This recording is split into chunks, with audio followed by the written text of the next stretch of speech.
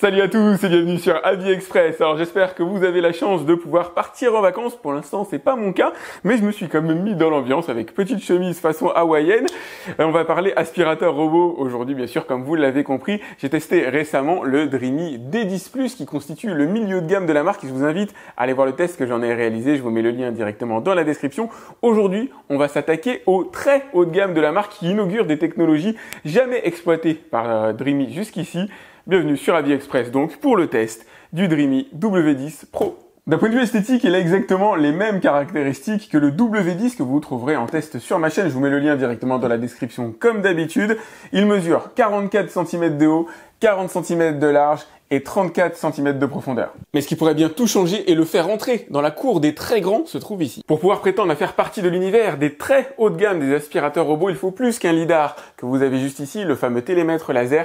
Il faut des capacités de détection d'obstacles fins. Ça signifie être en mesure de détecter des objets de petite taille, comme par exemple des câblages, des chaussettes, éventuellement des jouets d'enfants, et c'est peut-être ce que ces deux caméras vont permettre. Ça signifie être capable de détecter des objets de petite taille, comme par exemple des câblages, des chaussettes, des jouets d'enfants, et c'est peut-être ce que vont permettre ces deux caméras. Je dis peut-être parce que je connais très bien le W10 dans son segment habituel, mais là on rentre véritablement dans le très haut de gamme. Je vais vous réexpliquer le concept. Vous allez remplir le bac à eau claire ici, alors avec de l'eau et éventuellement un petit peu de détergent. Il s'agit bien d'un aspirateur laveur de sol, il aspire en même temps qu'il lave, donc vous avez de l'eau claire qui va être dispensée par l'intermédiaire des bus que vous avez dans la base de chargement, directement sur les serpillères rotatives que vous avez ici, qui vont s'encrasser bien sûr au contact du sol, et à périodicité régulière que vous allez pouvoir définir via l'application, l'aspirateur va retourner à sa base de chargement, nettoyer ses rotatives. Le produit de ce nettoyage, autrement dit l'eau sale, sera absorbé par le bac que vous avez ici. Sur la face inférieure, on retrouve une des brosses les plus larges du marché, et ça c'est cool encore une fois,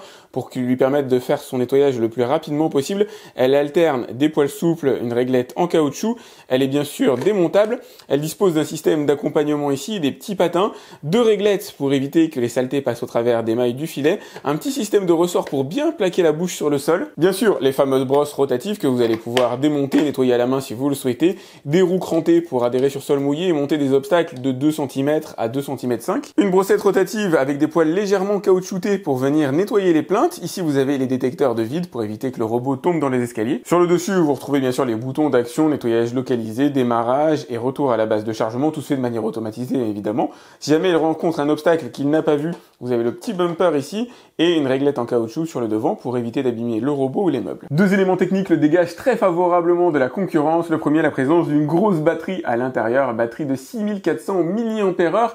C'est du jamais vu à l'intérieur d'un aspirateur robot. On verra comment ça se traduit en matière d'autonomie à l'intérieur du test. Deuxième chose, la présence d'un système de séchage à l'intérieur du dock que vous avez ici. Séchage des serpillères à air chaud. On va le retrouver chez une seule marque en concurrence pour un aspirateur qui va coûter 500 € de plus que celui-là. D'où un dégagement, on va dire, très favorable par rapport à la concurrence. Niveau puissance de succion, on est dans la très bonne moyenne, 4000 pascal de dépression. Une chose lui manque par contre, le système de récupération des poussières. Vous avez un bac bien sûr à l'intérieur du robot et malheureusement on n'a pas de système de récupération à l'intérieur de la station que vous avez ici, chose qu'on va pouvoir retrouver chez certains concurrents très haut de gamme. Vous en savez beaucoup sur la partie technique, j'ai hâte, moi aussi, j'imagine comme vous, de voir ce que ça va donner en réel sur le sol. C'est parti pour le test. Allez, c'est parti pour son deuxième lancement. Donc là, je vais le faire par l'application. Pour vous, c'est le premier. Moi, je l'ai déjà testé un petit peu et je lui ai préparé un parcours du combattant comme d'habitude. Donc comme d'habitude, il va commencer par détourer la pièce principale. Là, en l'occurrence, mon salon. Et le premier obstacle qu'il va devoir éviter, c'est Bowser. Habituellement, celui que j'utilise par rapport à mes autres tests d'aspirateur pour illustrer les objets qui font à peine moins de 10 cm de haut, à peu près 10 cm de haut. Et là, c'est bon signe, il l'a détecté assez facilement comme vous pouvez le voir. Ma chaussure, visiblement, c'est pas un problème non plus. Tant mieux, c'est toujours ça de prix. Là, on va commencer dans le très difficile. Chaussettes et câbles, là, à mon avis, ça va être costaud. Chaussettes, je sais pas du tout s'il va être en mesure de la voir et de la contourner. Ah ouais, alors là, il m'a impressionné, c'est le moins qu'on puisse dire. Ça, il n'y a que les grands de l'univers des aspirateurs robots qui sont en mesure de détecter des chaussettes, tout simplement parce que c'est plat. Voilà, regardez, elle fait, allez, je dirais grand maximum 3 cm de haut. C'est vraiment génial. Là, ce qu'il m'a fait, c'est ultra convaincant. Le câblage, ça va être dur, d'autant qu'il est mis un petit peu à l'arrache. Oh, ah ouais, et il est impressionnant. Bon, attendez, je dis ça. On va quand même finir le test avant de le déclarer vainqueur. Il va quand même aller dedans. Il le détecte déjà bien. Ça risque de se prendre quand même dans la rotative, mais il l'a vu. Et c'est déjà pas mal par rapport à la concurrence. En règle générale, les câblages, même sur les aspirateurs les plus haut de gamme, ce genre de câblage ultra fin, ça se prend dans les rotatives systématiquement. Là, ça va être le cas aussi. Alors, je suis assez impressionné parce qu'il l'a vu, mais il ne l'a pas totalement esquivé. Alors évidemment, lorsqu'il arrive sur un tapis, il va accroître sa puissance de succion. Ça, c'est classique sur les aspirateurs robots haut de gamme. C'est une option que vous pouvez désactiver éventuellement, mais enfin, tant qu'à faire, autant bénéficier des progrès technologiques. Voyons voir comment il se débrouille pour contourner les obstacles et longer les plinthes des meubles de cuisine. Vous pouvez voir que la petite brossette rotative vient réellement lécher presque jusqu'en dessous des plinthes. Ça, c'est top. Regardez, c'est pas du tout un problème pour lui. Bon, en même temps, j'en attendais pas moins. C'est un peu normal à ce genre de gamme. Regardez maintenant de quelle manière il va contourner mon frigo. Il va véritablement passer au plus près de l'angle. Voilà, et sa brosse rotative, presque au plus près. Pas totalement. Il va détecter ici les câblages. Ok, il a détecté les rideaux aussi visiblement. Ça, c'est cool. Nickel. Il se repère super bien dans l'espace. Il est vraiment génial. Il esquive les pieds de chaise, bien joué. Il est véritablement très très doué puisqu'il va détecter les pieds de chaise qui sont fins et verticaux, forcément, évidemment. Et je dis pas ça par hasard parce que Roborock, lui, même dans les aspirateurs les plus haut de gamme, ne détecte pas les objets les plus fins verticaux, comme par exemple là mon pied de table, qui est à peu près la même épaisseur du pied de chaise. Les Roborock vont systématiquement se cogner dedans. C'est pas le cas du Dreamy. Ça lui arrive quand même d'avoir une ou deux hésitations, tant mieux. Hop, ça y est, il a esquivé, il n'a pas du tout touché le pied de table, il a effleuré le pied de chaise tout à l'heure quand même. Il est doué, franchement il est très très doué. Regardez comment il se débrouille avec les obstacles arrondis, comme là par exemple mon pot de fleurs.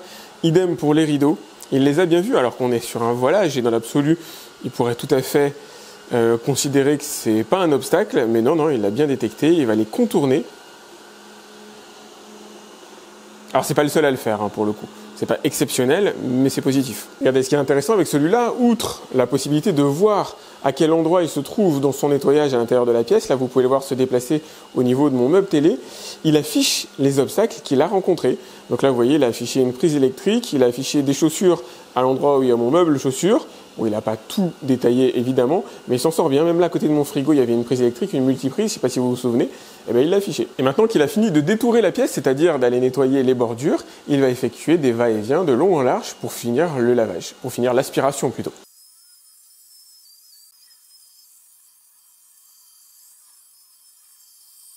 Une fois son nettoyage terminé, son aspiration terminée, il va retourner à sa base de chargement et pour le coup, il ne videra pas malheureusement son bac à poussière puisque ça n'a pas été inclus comme fonctionnalité.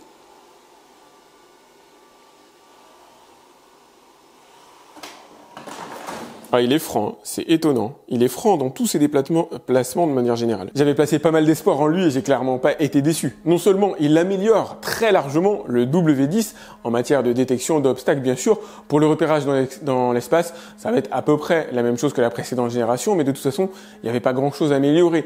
Le véritable défi des aspirateurs robots très haut de gamme, c'est la détection d'obstacles. Et là, il s'en est sorti extrêmement bien à hauteur de ce qu'on va trouver aujourd'hui dans les meilleurs du marché chez Ecovacs et chez Roborock, tant et si bien. Alors il fait partie des 3 meilleurs, ça j'ai pas de doute.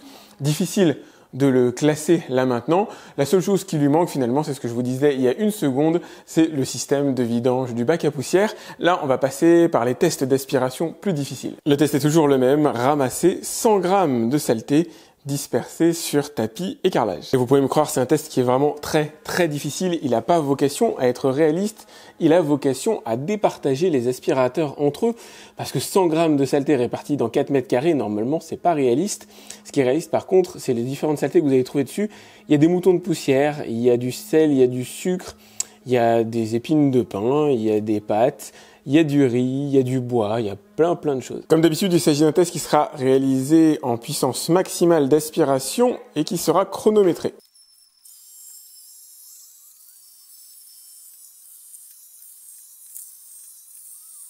Et voilà, il a réalisé son nettoyage en 3 minutes 07. Là, je vais l'arrêter. Et le résultat a l'air assez légendaire, c'est même le moins qu'on puisse dire. J'ai rarement vu un sol sur ce test-là aussi propre. Après nettoyage, j'ai hâte de voir ce que ça donne en matière de pesée. à mon avis, il va être culte. Il va être cultissime. Il reste quasiment plus rien sur le sol. C'est rarissime.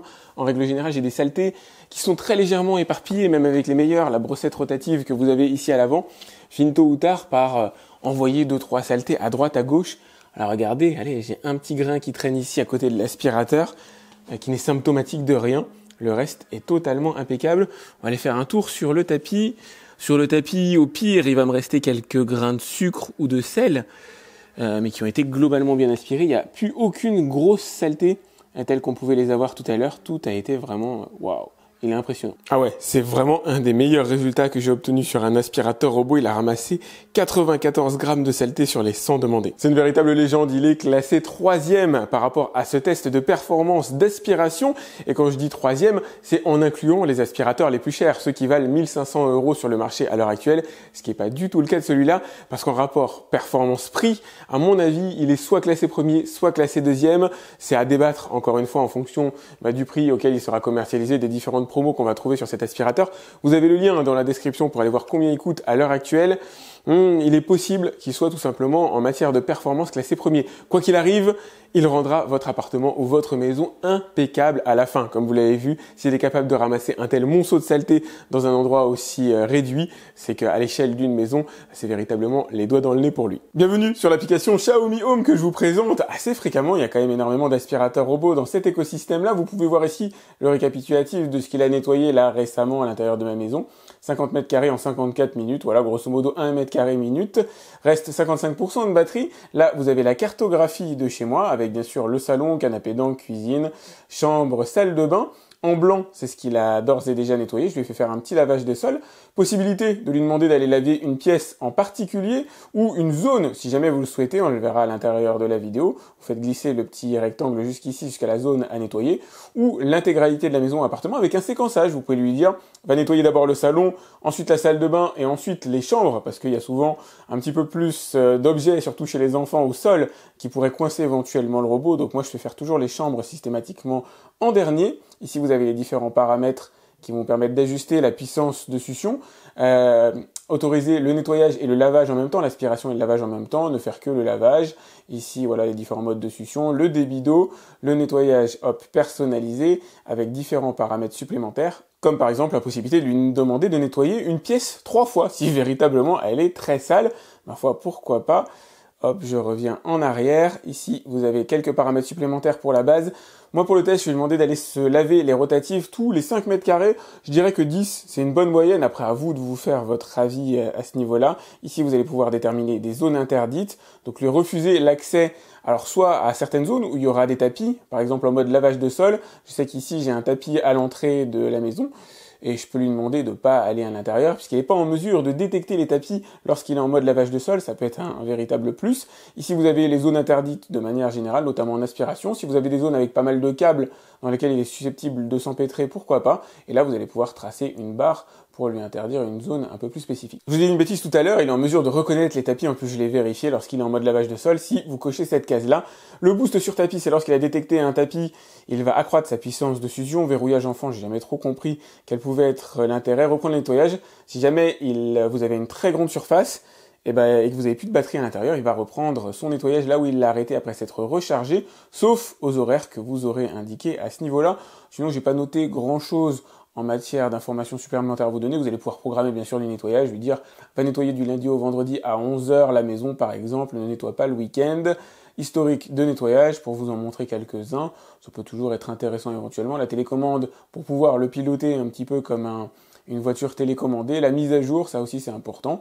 Bon, sinon, rien de très novateur, surtout une application très complète. Ah si, j'ai failli oublier, important, la gestion des cartographies. Alors, vous allez pouvoir en faire plusieurs. Si vous avez un appartement, ou plutôt une maison à étage, un appartement aussi, c'est valable, vous pouvez créer plusieurs cartographies. En ce qui me concerne, j'ai un plein pied, donc du coup, j'en ai qu'une seule.